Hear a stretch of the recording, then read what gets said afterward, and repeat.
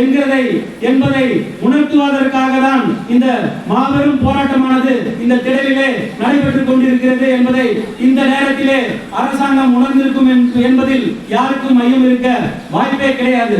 ஆகையால் தோழர்களே, நீங்கள் கேட்கும் அத்தனை கோரிக்கையும் அது பழைய பென்ஷன் திட்டமாக இருக்கட்டும், சிபிஎஸ் பணத்தை திருப்பி கொடுப்பது, சிபிஎஸ் திட்டத்திலே மோசடி என்றுதான் சொல்ல வேண்டும். ஏனென்று சொன்னால் அவங்க ஐஎஃப்ஆர்டிஏ பிஎஃப்ஆர்டிஏவோட எந்த விதமான ஒப்பந்தமும் ஏற்படுத்திக்கல.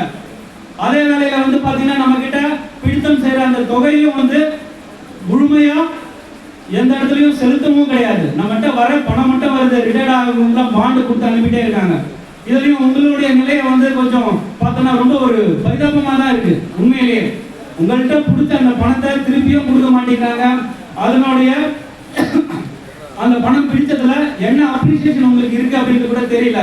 ஆகையால் தோழர்களே, இந்த இறந்து போன கிராம உதவியாளர்களாக இருக்கட்டும், பணி ஓய்வு பெற்ற கிராம உதவியாளர்களாக இருக்கட்டும், உங்களிடம் இருந்து பிடித்த இந்த தொகையை தர வேண்டிய பங்களிப்புடன் சேர்த்து உடனடியாக இந்த பணத்தை விடுவிக்க அரசானது நடவடிக்கை எடுக்க வேண்டும் என்பதை நான் சார்ந்த தமிழ்நாடு கிராம நிர்வாக அலுவலர்கள் முன்னேற்ற சங்கம் வலியுறுத்துகிறது.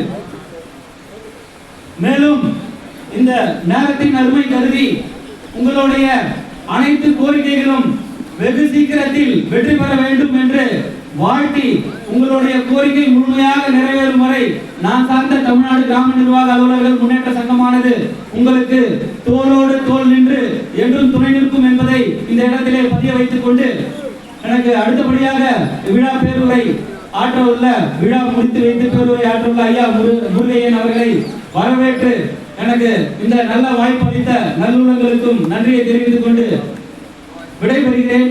நன்றி, வணக்கம்.